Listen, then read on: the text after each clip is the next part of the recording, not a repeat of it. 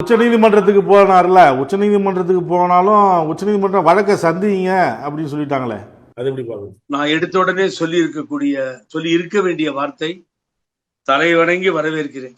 உச்ச நீதிமன்றத்தினுடைய தீர்ப்பை ஒரு பெரிய பொறுப்புல பெரிய அளவுல இருக்கவங்க அன்கண்டிஷனல் அப்பாலஜிஸ்ன்னு சொல்லுவாங்க, பொது மன்னிப்பு, என்னை மன்னிச்சு விட்டுருங்க, நான் தவறு பண்ணிட்டேன் அப்படின்னு சொல்லும் பொழுது most of the cases Rajavelu ரொம்ப முக்கியமான பல வழக்குகளை பார்த்திருக்கிறோம். உதாரணமா சொல்லணும்னா, ஒரு சொட்டு தண்ணீரை கூட தமிழகத்திற்கு விட முடியாது, தண்ணீர் இருந்தாலும் விட முடியாது, கொடுக்க முடியாது. அதனால் எனது முதலமைச்சர் பதவியே போனாலும் சரியா பரவாயில்லை, ஆட்சி கவிழ்ந்தாலும் பரவாயில்லை. சொன்னவர் மறைந்த முன்னாள் முதல்வர் எஸ்.எம். கிருஷ்ணா.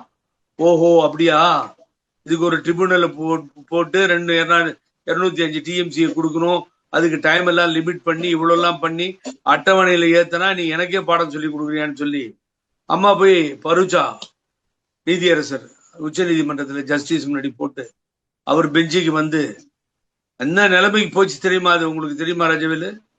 கட்சியினுடைய சிம்பிளே போயிடும். எலெக்ஷன் கமிஷனை சொல்லி எல்லாத்தையும் காலி பண்ணிடுவோம். ஒரு டெமோக்ரஸியை கொள்ற அளவுக்கு பேசிக்கிட்டு கொடுத்த ஜட்ஜ்மெண்ட்டை நிறைவேற்றாம தமிழ்நாட்டுக்கு தண்ணீர் இல்லைன்னு சொல்ற அளவுக்கு கேவலமா பேசுற ஒரு முதல்வர் நீங்க எல்லாம் வேடிக்கை பாக்குறீங்க. நாங்க என்ன பண்றோன்றது நீங்க வேடிக்கை பாருங்கன்னு உச்ச நீதிமன்றம் ஆரம்பிச்சதும் அன்கண்டிஷனல் அப்பாலஜிஸ் கேட்டார் எஸ்.எம். கிருஷ்ணா. அம்மா முதலமைச்சராக இருந்த பொழுது மாநில அரசு தொடுத்த வழக்கில் ஓபன் கோர்ட்ல என்ன மன்னிச்சிருங்க, நான் தவறா சொல்லிட்டேன் அப்படின்னு சொல்லி கேட்டு தண்ணீரை திறந்து விட்ட சரித்திரம் புரட்சி தலைவி அம்மா அவர்களை சார். இப்படியெல்லாம் நிகழ்வுகள் எவ்வளவு இருக்கு அன்கண்டிஷனல் அப்பாலஜிஸ். ஆனா இன்னைக்கு உச்ச நீதிமன்றம் ஒத்துக்கல, முடியாதுட்டாங்க. ஏன்னா அந்த வார்த்தை மிக மோசமான வார்த்தை. அதுதான் இங்கிலீஷ்ல பார்க்கும்போது சிஸ்டர் ஆஃப் டெரரிஸ்ட் இருக்கு. யார சார் சொல்றது? ஒரு அமைச்சருக்கு அறிவு வேண்டாமா? எவ்வளவு பஞ்சாபை சார்ந்த 6 அவங்க எவ்வளவு பேர் இருப்பாங்க மிலிட்டரியில? எத்தனை எனது முஸ்லீம் சகோதரர்கள் அங்கே இருப்பார்கள் உள்ளே?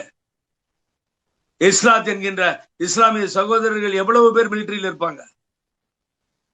என்ன பேசுறோன்னு இல்லையா? வாயில வந்து எல்லாம் பேசுவீங்களா நீங்க?